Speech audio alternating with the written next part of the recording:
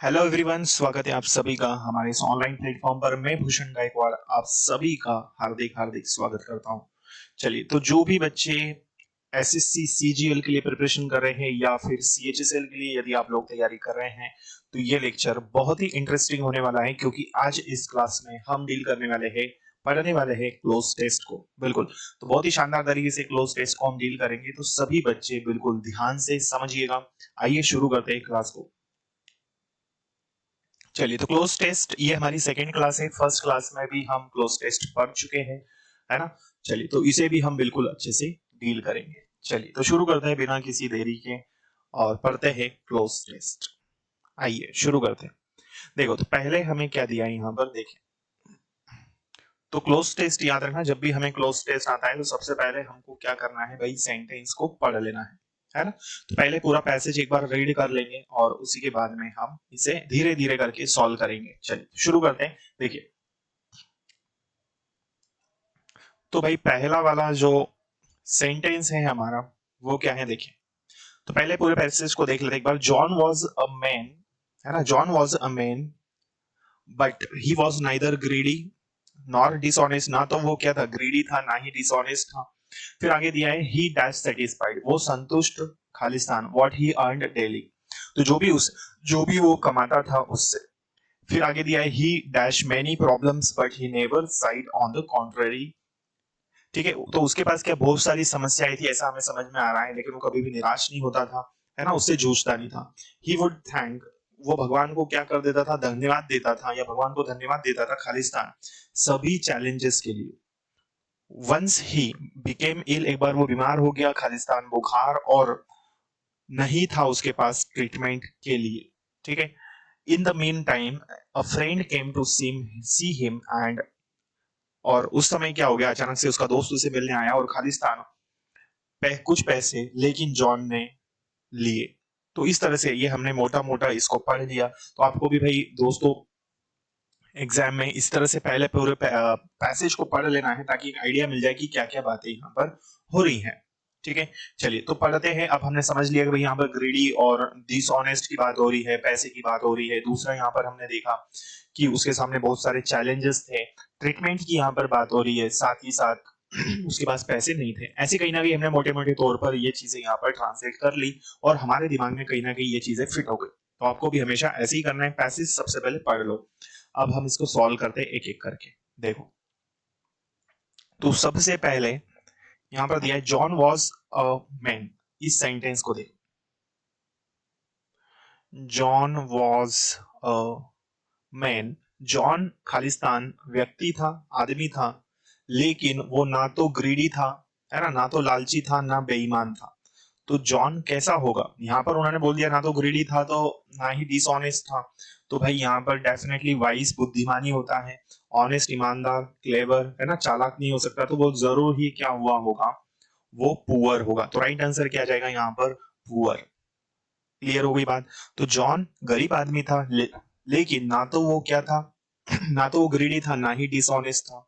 Clear हो गई बात यहाँ तक।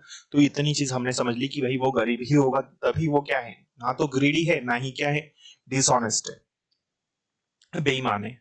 आगे बढ़ते हैं। दूसरा अब हमें क्या फिल करना है, देखो।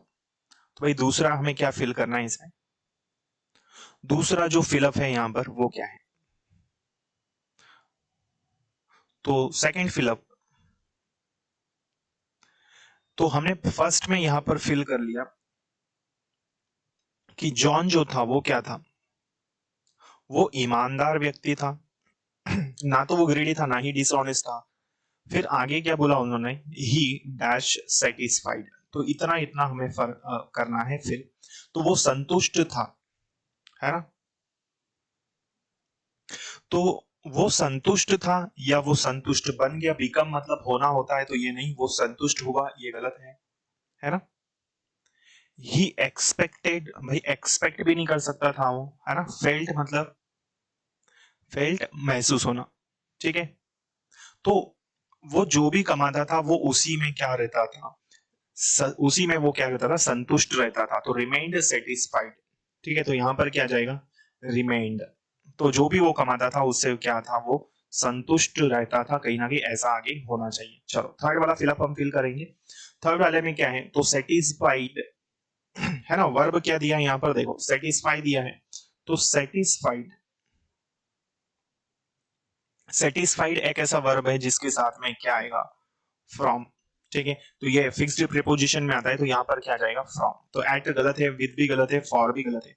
फॉर क्या हो जाएगा, फॉर का मतलब होता है के लिए, विद क्या होता है के साथ, एट में होता है या फिर पर स्मॉल प्लेसेस के लिए, तो यहाँ पर क्या आ जाएगा, फ्रॉम। तो जो भी वो कमाता था उससे वो सेटिस्फाइड रहता था, डेली उसे जो भी मिलता था उससे वो संतुष्ट रहता था। तो ही remained satisfied what ever he earned daily. तो जॉन जो था वो क्या था, वो एक गरीब आदमी था, है ना तो वो ग्रीडी था, ना ही वो क्या था, डिसऑनेस्ट था। ठीक है, वो संतुष्ट रहता था जो भी उसे जो भी वो डेली कमाता था, तो रोज जो भी उसको मिलता था उससे वो क्या रहता था, संतुष्ट रहता था। क्लियर है बेटा, चलिए आगे बढ़ते हैं। नेक्स्ट नेक्स्ट है 4 नंबर। 4 नंबर में क्या आएगा देखिए, तो 4 में क्या होना चाहिए, अब यहां तक तो हमने फिल कर लिया, नेक्स्ट क्या होगा देखो, तो नेक्स्ट है 4 नंबर हमें फिल करना है, ही dash many problems but he never signed on the contrary. इतने इतने सेंटेंस को देख लेते हैं। 4 नंबर, ही डैश मेनी, मेनी क्या है, डिटर्मिनर है ना, डिटर्मिनर है, और ये ही हमारा सब्जेक्ट है यहाँ पर। तो ही डैश मेनी प्रॉब्लम्स, उसको प्रॉब्लम होगी थी या नहीं थी वो हमको नहीं पता, हम ऑप्शन के हिसाब से चेक करेंगे, लेकिन उसने कभी भी उससे उससे वो घबराया नहीं, या उससे वो चिढ़ा नहीं, या उससे वो सहमा नहीं, है ना, उससे कभी भी वो नहीं सहमा। तो ही डैश मेनी प्रॉब्लम्स, तो उसने प्रॉब्लम हल की क्या, सॉल्व मतलब हल करना, तो ये गलत है ना, उसने कई प्रॉब्लम्स देखी, है ना, तो उसने कई प्रॉब्लम्स देखी लेकिन घबराया नहीं, ऐसा नहीं हो सकता। इन गलत है क्योंकि इन प्रपोजिशन है, तो यहाँ पर आएगा फेस्ड। तो उसने कई मुसीबतों का सामना किया, तो यहाँ पर क्या आना चाहिए, फेस्ड यूज होना चाहिए। अच्छा, फोर्थ वाला है, चलो नेक्स्ट। तो यहाँ पर फोर्थ वाले में क्या आएगा, ही faced many problems but he never side on contrary he would thank. इतनी चीजें क्लियर है कि भाई उसने कई मुसीबतों का सामना किया लेकिन कभी भी वो नहीं घबराया या सहमा नहीं उससे वो, है ना, और वो भगवान को आगे क्या करता है, धन्यवाद देता था। किस चीज के लिए देखिए, तो अगली लाइन में हमको बुलाए, he would thank God to giving him to meet all the challenges. तो सभी चैलेंजेस को, सभी मुसीबतों को सामना करने के लिए, पावर के लिए, एबिलिटी के लिए, या फिर फीलिंग के लिए। तो क्या है, फीलिंग मतलब क्या है यहाँ पर, गलत है ना, तो ही would thank God for giving him power, power देने के लिए नहीं, शक्ति थोड़ी दे रहे भगवान, एबिलिटी गलत। तो सभी मुसीबतों से अगर उसको लड़ना है तो उसके लिए उसको क्या चाहिए, साहस। तो यहाँ पर आ जाएगा करेज। तो वो भगवान को क्या करता था, धन्यवाद देता था कि भाई उसको जो भी मुसीबतें हैं उसको, उसका सामना करने के लिए उसको साहस देता था भगवान, इसलिए वो उसे धन्यवाद देता था। ठीक है, तो उसको जो साहस मिलता था उसके लिए वो भगवान का शुक्रिया अदा करता था, उसका धन्यवाद करता था, है ना। आगे, तो टू मीट ऑल चैलेंजेस, आगे, वंस ही बिकेम इल, एक बार वो क्या हो गया, बीमार हुआ, है ना, एक बार वो बीमार हुआ, खालिस्तान दिया है हमको फीवर। तो 6 वाले में क्या आएगा देखिए, तो 6 वाला फिलअप हमें फिल करना है, 6 वाले में क्या होना चाहिए, देखो भाई सभी, है ना, 6 वाले में क्या फिलअप आएगा, क्या होना चाहिए, एक बार वो बीमार हुआ, खालिस्तान दिया है किससे, बुखार से। तो ही बिकेम इल, खालिस्तान फीवर। तो एट फीवर होगा क्या, नहीं, एट पर होता है, फ्रॉम होता है से, विद का मतलब के साथ होता है, और आगे अबाउट होता है के बारे में। तो बुखार से वो क्या हुआ, बीमार हुआ, तो यहां हम लिखेंगे क्या, फ्रॉम, क्योंकि फ्रॉम का मतलब क्या है भाई, से है, बाकी सभी रॉन्ग होंगे। क्लियर है, तो एक बार वो क्या हुआ, बुखार से पीड़ित हुआ या बुखार आया उसको। क्लियर है, नेक्स्ट 7 नंबर का फिलअप। तो यहाँ तक कहानी समझ में आ गई ना भाई कि जॉन जो था वो बीमार, जॉन जो था वो कैसा था, वो आदमी कैसा था, गरीब था, ना तो वो ग्रीडी था, ना ही डिसऑनेस्ट था। वो संतुष्ट रहता था जो भी उसको मिलता था, है ना, और जो भी उसको डेली मिलता था उससे वो संतुष्ट रहता था। उसने कई मुसीबतों का सामना किया लेकिन कभी भी वो सहमा नहीं या वो सहमता नहीं था। वो भगवान का शुक्रिया अदा करता था, धन्यवाद देता था उसके साहस के लिए, जो भगवान उसको साहस देता था जिससे वो चैलेंजेस को सामना करता था। क्लियर है। एक बार वो बुखार से ग्रसित हुआ या बुखार से पीड़ित हुआ, बीमार हुआ। आगे फिर क्या है, और आगे बोला उसने, and had no for the treatment. तो ट्रीटमेंट के लिए उसके पास क्या नहीं होगा, पैसा नहीं होगा, चार्ज नहीं होगा, है ना, होप आशा नहीं होगी या एनर्जी नहीं होगी। तो डेफिनेटली अगर उसको ट्रीटमेंट करवाना है तो क्या नहीं होगा, पैसा नहीं होगा। तो यहाँ पर 7 वाले में क्या जाएगा, मनी। ठीक है, तो उसके पास पैसे नहीं थे। In the main time a friend came to see him, एक दोस्त उसे देखने आया, और खालिस्तान हिम सम मनी, एक दोस्त उसको देखने आया और खालिस्तान कुछ पैसे। चलो 8 वाले में क्या आएगा। तो अब आगे एट्थ वाले में क्या होना चाहिए बताइए।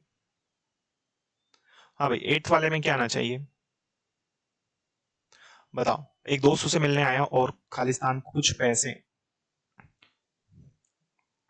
क्या किए होंगे दोस्त ने, पैसे उससे लिए, उसको उधार दिए, उसको दिए, या फिर उसको ऑफर किए। बताओ। तो एक दोस्त उसे देखने आया और उसको पैसे दिए, उसको कुछ पैसे दिए, तो यहाँ पर क्या जाएगा, गेव।